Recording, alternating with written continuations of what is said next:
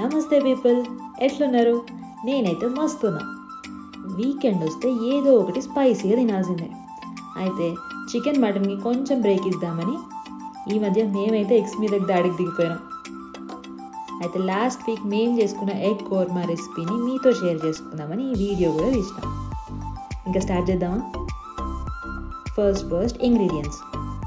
మీకు ఎన్ని కావాలంటే అన్ని eggs, 3 to 4 medium sized onion, curd, 10 to 15 almonds or కాజు, 2 tomato, garam masala, ginger garlic paste, ఇంకా ఉప్పు, కారం, పసుపు, ధనియా పౌడర్ అండ్ జీరా పౌడర్.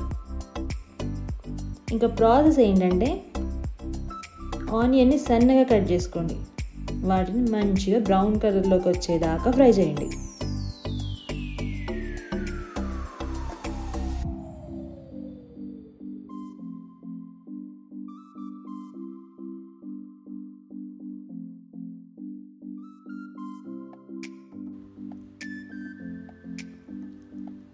గోల్డెన్ బ్రౌన్ కలర్కి వచ్చినాక తీసి పక్కన పెట్టండి.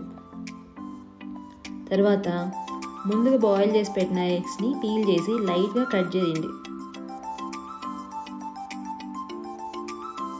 ఇప్పుడు ఈ ఎగ్స్ని ఆయిల్లో ఫ్రై చేయండి, అలాంగ్ విత్ సమ్ ఉప్పు, కారం, పసుపు.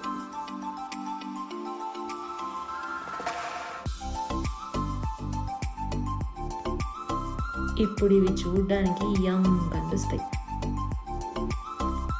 మంచిగా ఫ్రై అయినాక తీసి పక్కన పెట్టండి. Next step, fried onion cool అయి ఉంటాయి కదా ఈలోపు. సో వాటిని ఇప్పుడు మనం మిక్సీ జార్లోకి తీసుకొని ఒక curd and 10 to 15 almonds add చేసి గెర్రం అనిపించండి. మంచిగా పేస్ట్ అవుతుంది. అట్లనే టొమాటో కూడా ప్యూరీ చేసుకోండి. ఇప్పుడు మళ్ళీ స్టవ్ ఆన్ చేసి మసాలా అంటే బే లీఫ్, షాజీరా, లవంగం, ఇలాయచీ అండ్ దాల్చిన చెక్క ఆయిల్లో వేయండి. నెక్స్ట్ జింజర్ గార్లిక్ పేస్ట్, అది పచ్చి వాసన పోయినాక టమాటో ప్యూరీ వేసి అది కూడా మంచిగా గోలినాక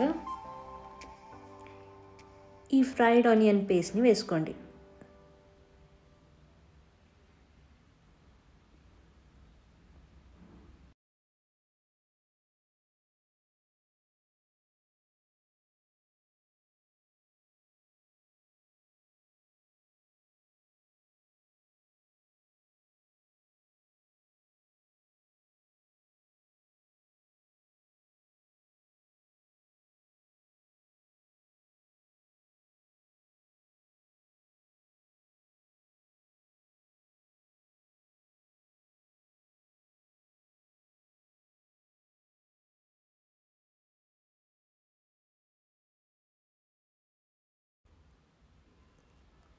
ఇంకా ఇప్పుడు ఇందులోకే ఉప్పు, కారం, పసుపు, ధనియా పౌడర్, జీరా పౌడర్ అన్నీ వేసుకొని ఒక 3 to 5 minutes తర్వాత కొంచెం వాటర్ యాడ్ చేయండి.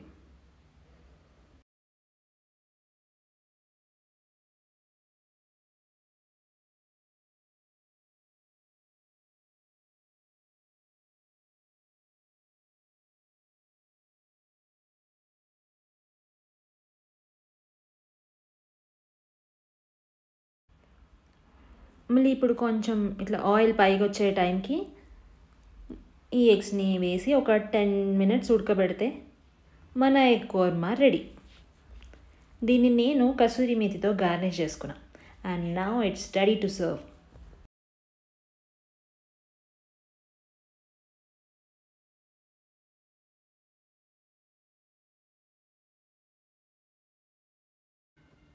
బగారన్నంతో కానీ చపాతీతో కానీ నెక్స్ట్ లెవెల్ ఉంటుంది. మేమైతే ప్లెయిన్ రైస్ తోటే తిన్నాం, మస్తు నచ్చింది. మీకు ఈ వీడియో నచ్చితే please like, share and subscribe. And అట్లనే ఏమైనా కరెక్షన్స్ ఉంటే please let me know in the comments. Thanks for watching.